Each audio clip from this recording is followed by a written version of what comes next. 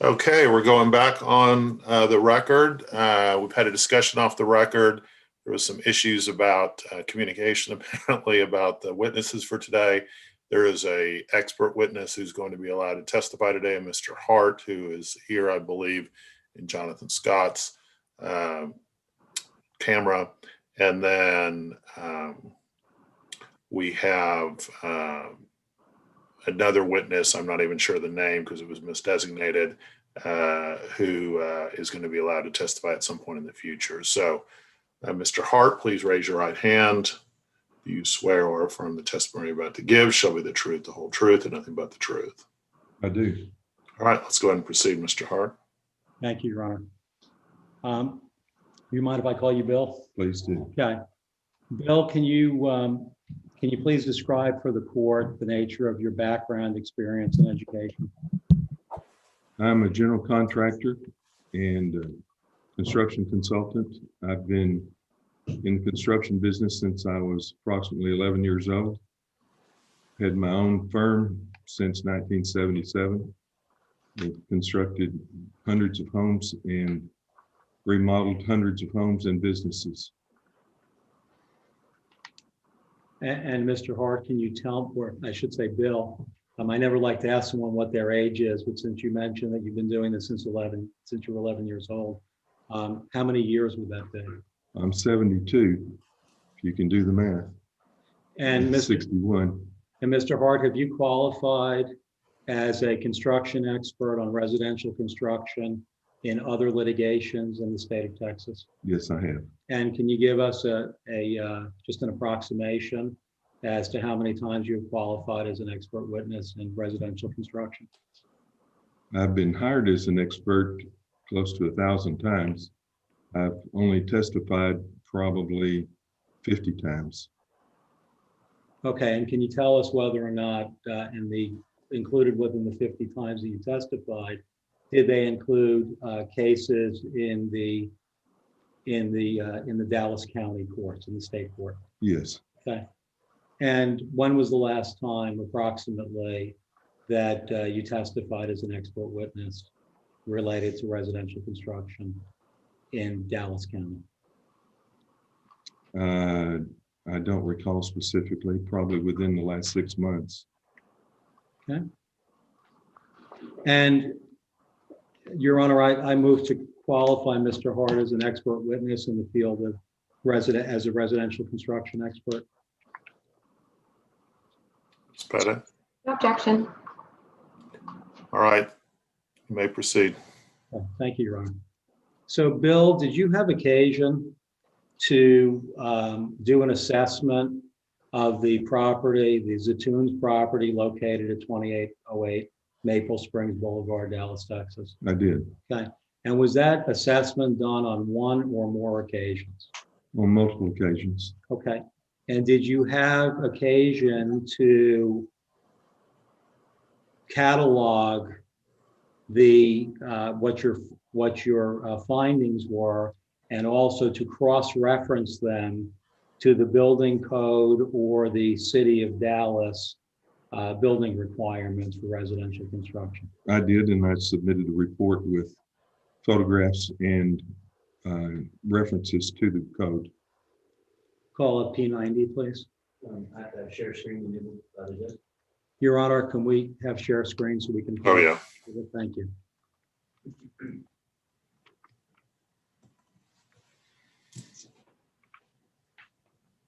All right, what is it? P90. Actually, pull up P50 first.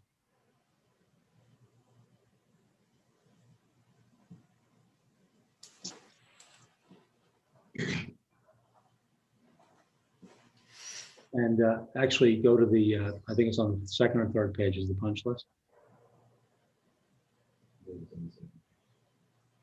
Third page.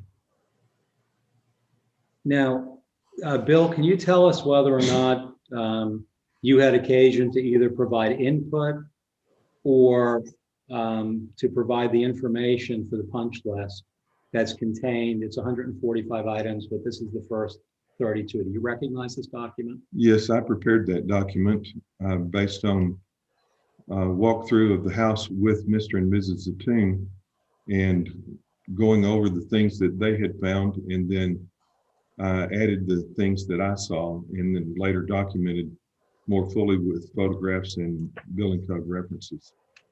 And Bill, let me show you the other pages just for completeness.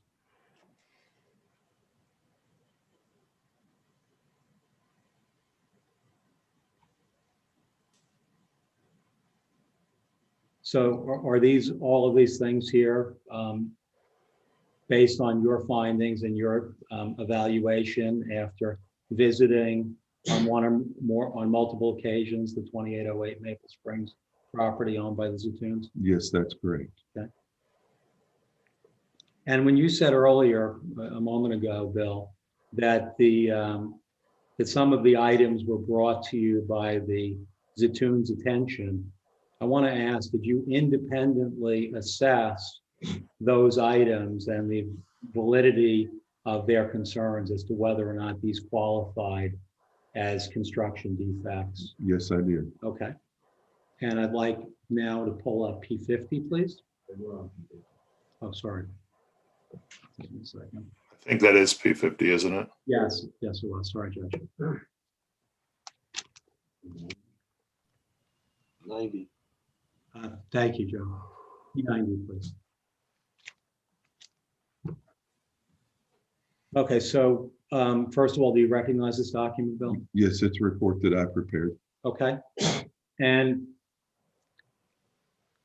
do you see in the first paragraph, it talks about meetings on 4/5/2019, 4/30/2019, 5/8/2019, 6/9/2019, and 12/23/2019? Yes. Okay.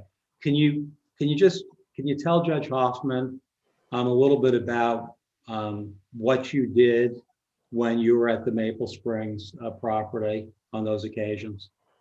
What your process was? I walk through the house and around the outside of the house. I take pictures of the defects that I see, and then I go back and put it into report form. And once I have it in a report form, then I go to the building code and I cross-reference and cut and paste the references from the building code, put them in the report, and draw arrows from the code references to the pictures that I have in the various spots that are problems, so that someone could identify that it's the code saying it's bad. It's not just Bill Hart saying it's bad. And so would you give us a ballpark as to how much work it took to go and do the evaluation and to document your findings and cross-reference them to various provisions of the building code and other industry standards? I've got well over 100 hours in doing that work. Okay, and have you been paid for the work that you did in conjunction with doing the evaluation? Yes, and the report? I've been paid everything that I've billed. Okay, and your billing is not based on whatever opinions you come up with, is it? No, it's based on the time I spend. Okay. And let's take a look at, on P90, documents that you reviewed at the bottom there, 1 through 8. Can you, well, actually, before we do that, can you go up Rob, can you go up where it says Texas Occupations Code? I see you quoted this in your report here on P90.1. Can you tell us why, or explain to Judge Hoffman, why did you make reference to those provisions? Those provisions typically apply to real estate inspectors. I am not a licensed real estate inspector. I have been hired by real estate inspection firms to teach their inspectors what to look for, but I elect not to be a licensed inspector because that would prohibit me from doing the repair work, and I'm primarily a general contractor and prefer to do the repairs for things that I identify. And so, Bill, is it the case that your primary occupation is as a professional home builder? No, I'm a general contractor. I very seldom build new homes anymore. I do occasionally build a new home. I build a new office, but I do more remodeling and reconstruction and remediation than I do new construction. Yeah, Rob, let's highlight below that where it says following is a partial list of documents. And so before I ask you about these particular documents, do you recall that in your punch list, there was a whole series of information that was requested by the home builder with regard to energy checks, for example, and foundation plans and other things? I mean, have you ever seen those documents from the builders? I requested those documents, Right. but I have seen some architectural plans prepared by someone that was not licensed as an architect, and I've seen a foundation plan that was prepared by someone that was not a licensed structural engineer. But I've not seen a topographical survey prepared by anyone other than the surveyor that I hired to do that work. Now, Bill, one of the I want to ask you about water penetration or flooding of the house. And have you evaluated the causes of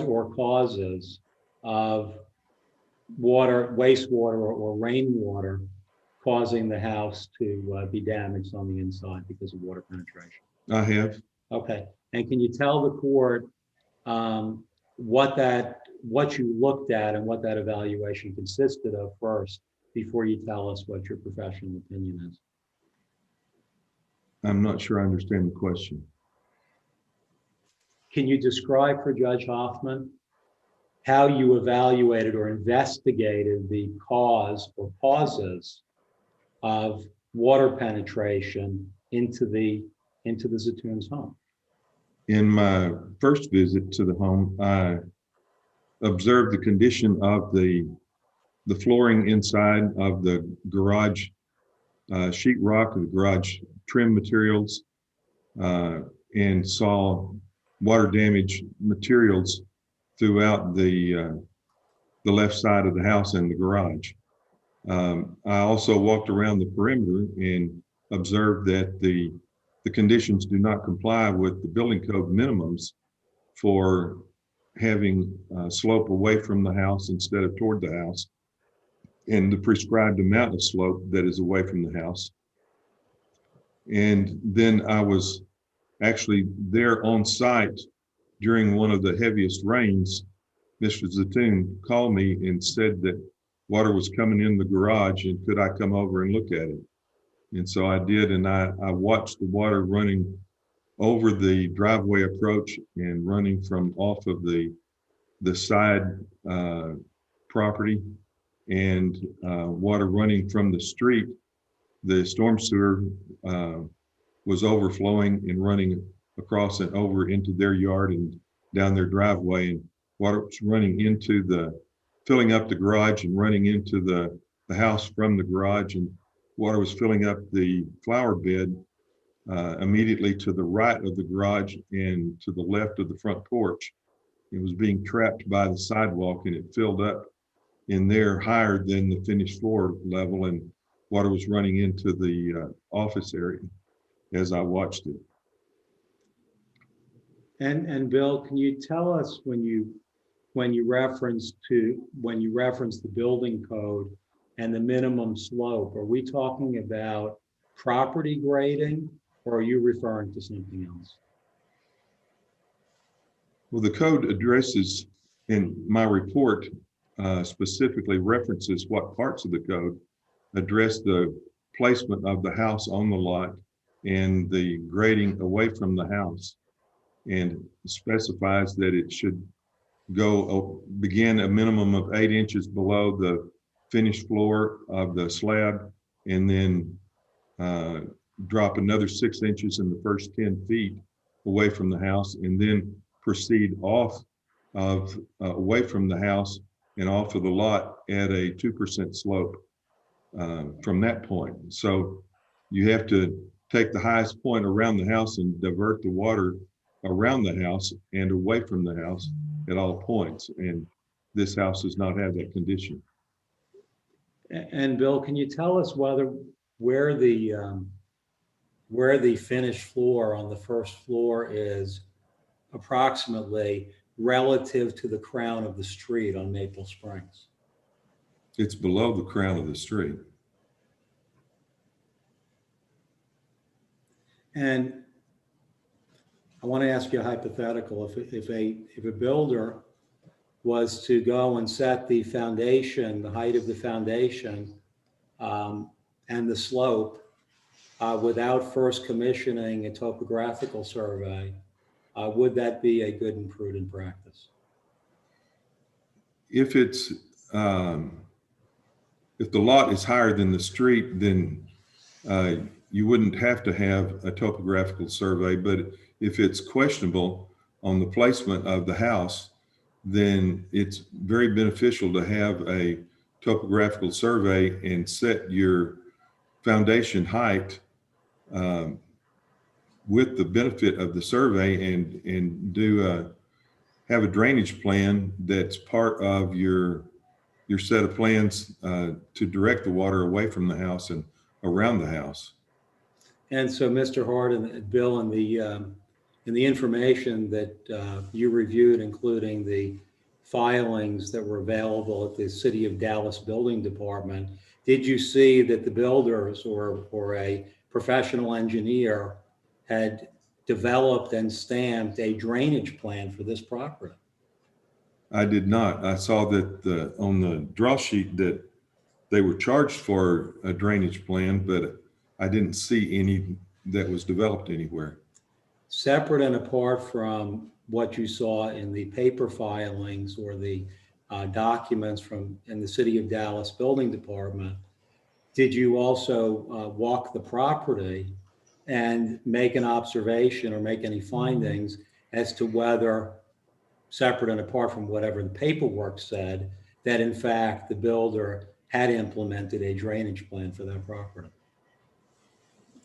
I did not see a drainage plan, and I was standing in water that was halfway up my boots, about 4 to 6 inches deep during that bad rain that I was over there. So I know there was no drainage, there was no effective drainage in place while I was there being rained on. And Bill, it's been suggested in this case by other parties that the wastewater problem is associated with not having a circular driveway instead of a straight driveway. Can you comment on that? Well, first of all, wastewater is typically classified as sewage. Stormwater is rainwater and water flowing down the streets. That's what I stand corrected. I meant to say stormwater. But when stormwater is run over building materials and over the ground and runs into a house, it's categorized as category 3 water, which is the same as sewer. So you have to address the cleanup of the house the same way you would address cleanup of raw sewage. But I forgot your question. I'm sorry. I was asking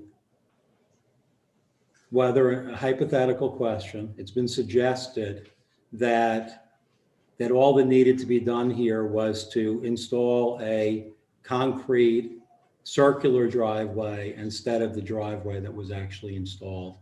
And if that had been done, there would be no issues with water penetration into the house. Well, it would depend on how the circular driveway was installed, but I think you could dramatically improve the drainage with the addition of a circular driveway and some elevation protection curbs, for example, around the sidewalk and around the driveway that would help catch the water coming down the driveway and divert it around the property. But there's also drainage corrections that would need to be done to the left side of the property. In my first report, I said we needed a retaining wall. There's since been a retaining wall built by the adjacent property owner, but they didn't build it low enough to catch the water in the amount that we would need to drain off of this site. Now, Bill, did you also do an evaluation with regard to the roof and the gutters that were installed by the builder on this property? I did. Okay, and can you tell the judge what that evaluation consisted of and what your findings were? Well, the observation in the field before you do any calculations is if you look up at the rain gutters and you see black marks running down the side of the gutter, then that means the gutters have been overflowing. And if the gutters are overflowing, that means they're not sized properly or not sloped properly, or they're being obstructed in some manner. But the proper thing to do is to take a drawing or calculations of the exact slopes of each plane of the roof and go to the plumbing code under their stormwater piping systems table. And then you can calculate the size of the gutters, the slope of the gutters, the size of the downspouts needed, and the size of any piping that might be needed to carry the stormwater off-site. And did you have any conclusion after evaluating the way in which water was handled or not handled from the roof as to shortcomings or whether it was adequate? It was inadequate. And can you describe for Judge Hoffman what were the inadequacies or defects that you found with regard to managing that water that was coming off of the roof of this house? Well, the first thing is that the water was overflowing the gutters themselves. So when that happens, that means the water backs up underneath the first course of shingles and it starts to rot out the deck around the perimeter of the house. Then the second thing is the downspouts were pointed, one in particular right next to the front porch beside the garage, and it was filling up the area between the sidewalk and the house, causing it to flood into the office area of the house. Then there were other parts on the left side of the garage. There's a downspout over there that was contributing to the water that flows around the left side of the garage, but the ground wasn't graded to a grade that would properly handle the amount of water that was being dumped onto it. Okay, I call up, sorry. We'll go back to your report in a little while. Let's take a look at, please call up P100.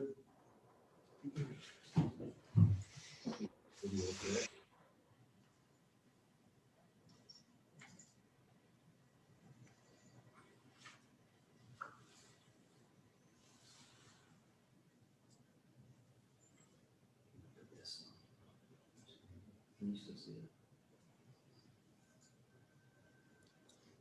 It just, This is the screen. it just popped off the screen. No, this is the screen that I'm sharing, so they can see it. Okay.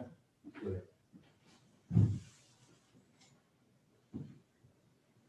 So Bill, I'd like you to look at what we're showing the court as Exhibit P100.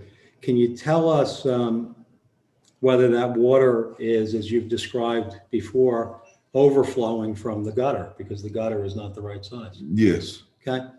And is that part of it is the downspouts being dumped into that area too.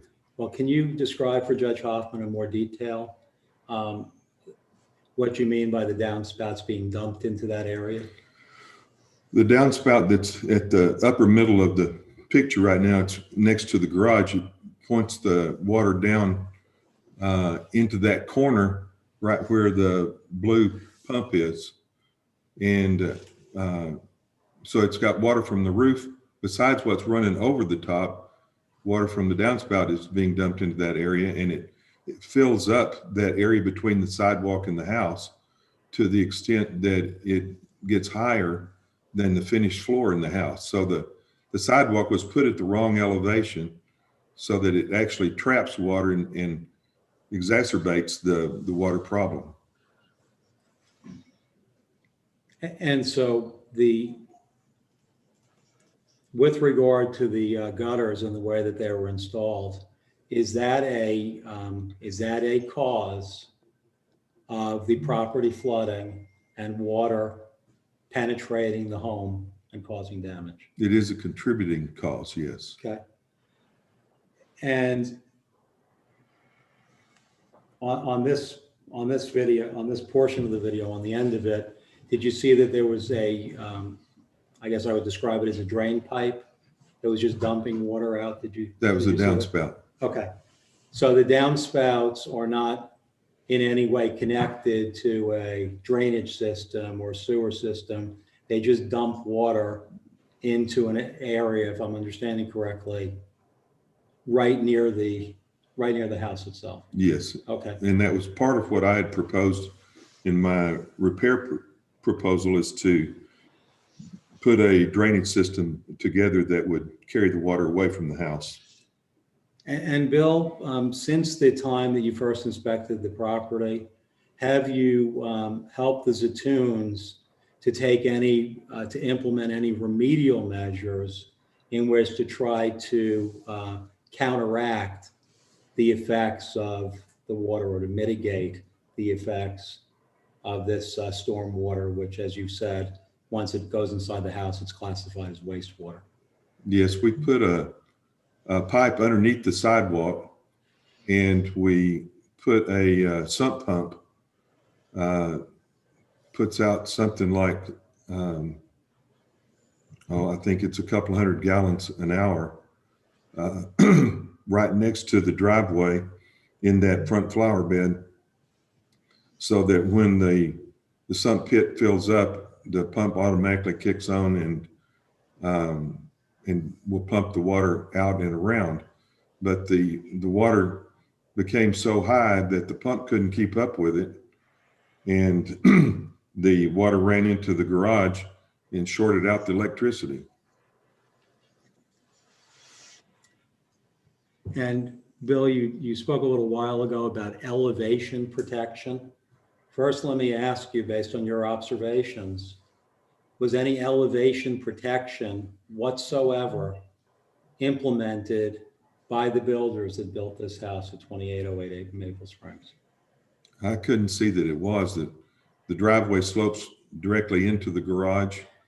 There's no area that it separates and diverts the water around, and the ground around the house is not sloped away from the house, and it just doesn't drain properly at all. Let's look at P101. While he's pulling that up, Bill, let me ask you, have these efforts at mitigation, including the installation of a sump pump that has the capacity to pump hundreds of gallons per hour, has that been effective to solve the problem or not? It improved it for a while, but there was so much silt that washed down the driveway and off of the yard that it filled up the sump pit with silt and leaf debris, and clogged up the pump where it no longer worked. Yeah, well, let's take a look at P101.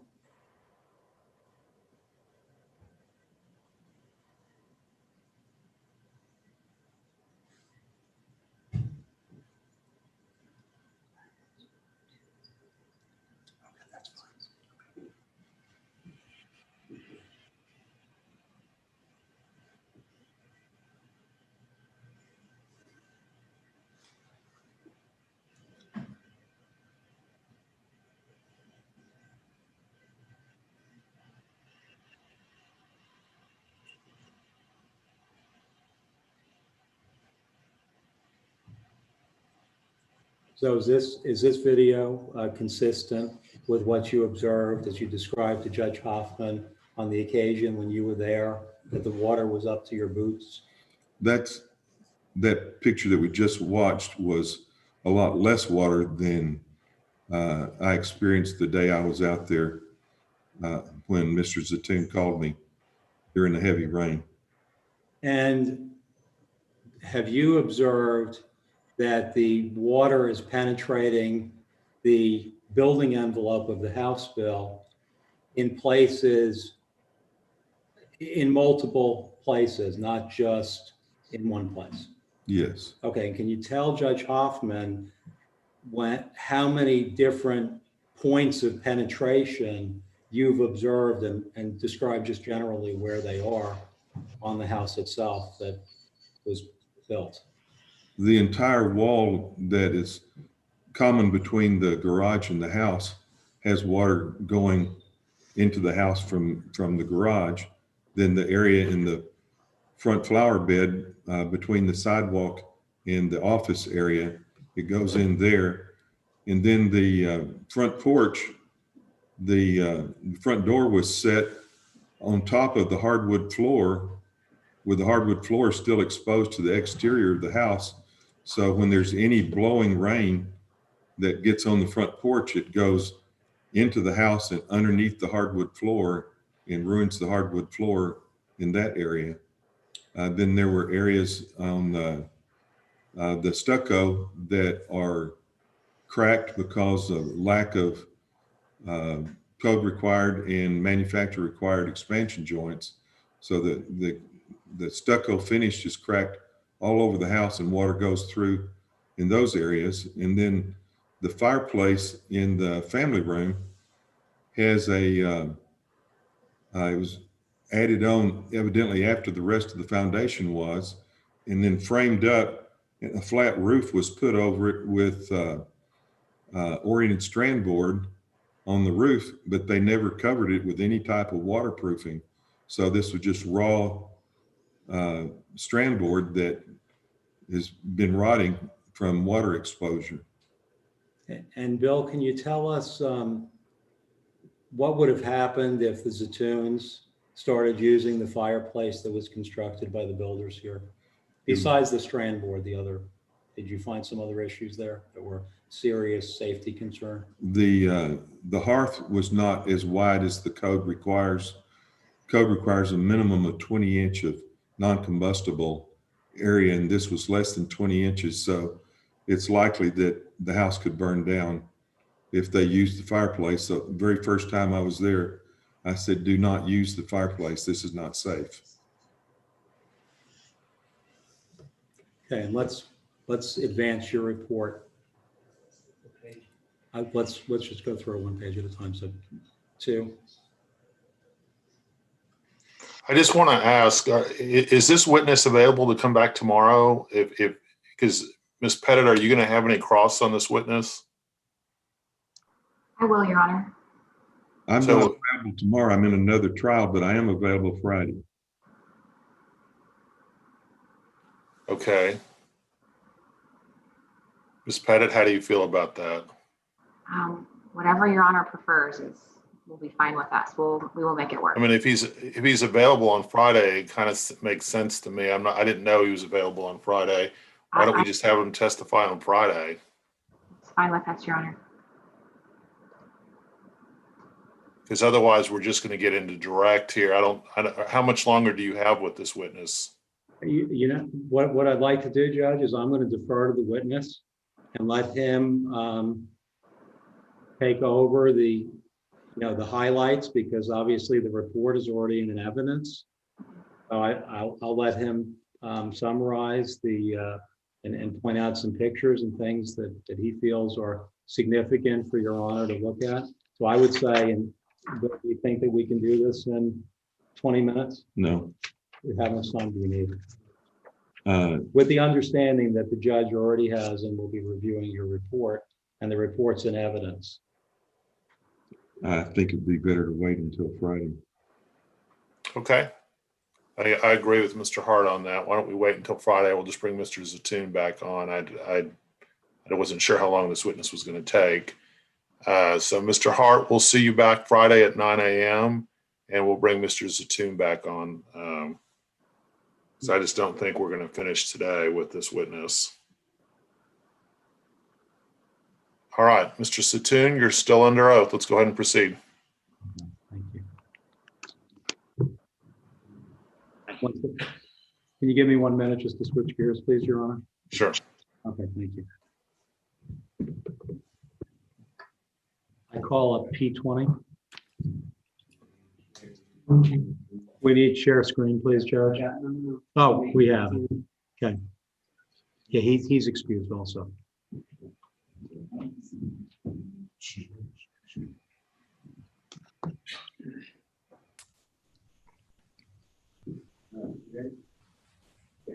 Actually, let me actually pull up 42 first. Sorry. Your Honor, we're going to show Mr. Zatun a different exhibit first. That's not 44. It's 44. And is that 3 pages? That is 7 pages. Okay. So, Jordan, can you tell us whether or not this picture fairly and accurately represents what the house is at 2808 Maple Springs at this point in time? Some of that dirt's been removed, but other than that, it's yes. Okay. Go to the next page. Jordan, can you tell us, this is marked Aaron Zatun 097. First of all, who took this photo? Aaron did. And were you home at the time? Yes. Tell us about, am I looking at some children's toys that are in the water there to the left? Yes. Jordan, can you tell Judge Hoffman about the impact that this has had on your family trying to live in the house with these conditions? It's been devastating. I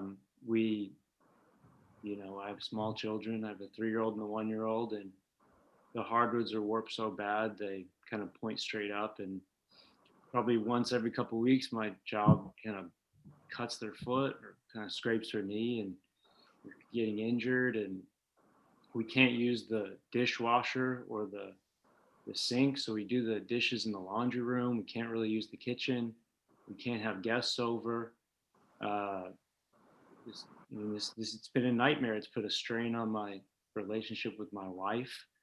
It's been a stressful time with my children. It's been many, it's been sleepless nights, just trying to hope we can, survive this situation type of thing. So it's been awful. And that's, there's more details, but I'll just leave it at that. And so what you referenced your children, or one of your infant children being injured, is that correct? Well, yeah, they're not always watching where they're walking. And so they'll trip over the hardwoods because they're kind of pointing straight up type of thing in the house. And so they're always injuring themselves and, wailing and grabbing their feet and their toes and, just hitting different body parts and things. So Jordan, there's also mold in the house. And so it's just been, it's essentially, the mold, Bill, I don't know if Bill's still on, or still around, but.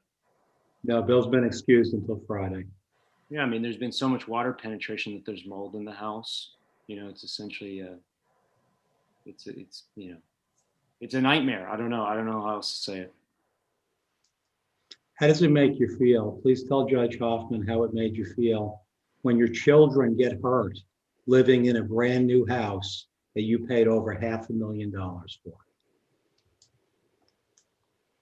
I don't want to appear like I'm an angry person. I'm not, but I just, I look at the damage and I just get really frustrated. I get really, really saddened, by the situation. And, it's honestly been such a nightmare. My wife and I have talked about moving and leaving, and it's just been awful. It's been devastating. We've had no family, friends around. The home is, not really habitable. It's not a place where you can have guests over. It's in that rough a condition where it's an embarrassment. You just can't really even have anyone come over. Jordan, can you tell Judge Hoffman why it is that you haven't abandoned the house and moved out and found other housing? And because it was our dream home, we essentially wanted to raise our family in this house, and we want to get the home fixed. That's honestly that's where we're at, and we put our blood, sweat, and tears in the house. We've sacrificed tremendously financially to pay for this construction and all the different elements of it, and so yeah. And so what impact, besides what you've already testified about your children tripping and being injured, what other impact has it had on them? Oh, I think mommy and daddy are just kind of stressed out a lot about the situation, just not kind of knowing what to do. The amounts to fix the home are pretty exasperating. And so we've just kind of felt just very hopeless, and stressed out and upset, and not knowing what to do. And Jordan, in the process, when you're trying to get the bill, your mentor, Sammy Sammy, to release the mechanics lien, did you tell him? Did you write him and tell him, I just don't know what to do? I don't know what to do. Yes, I wrote that. And were you seeking his guidance as your mentor, or why were you telling him that you didn't know what to do? Well, he had the mechanics lien on the house, and he was refusing to release it. And so I didn't know where to turn. I was just like, kind of help me. I don't know what to do. You're saying I owe you this money. Kind of what, I'll do whatever you want me to do. Just tell me,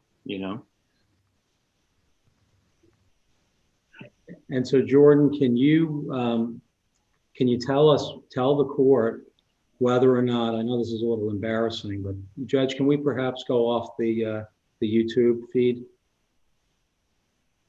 Mr. Pettit, any objection?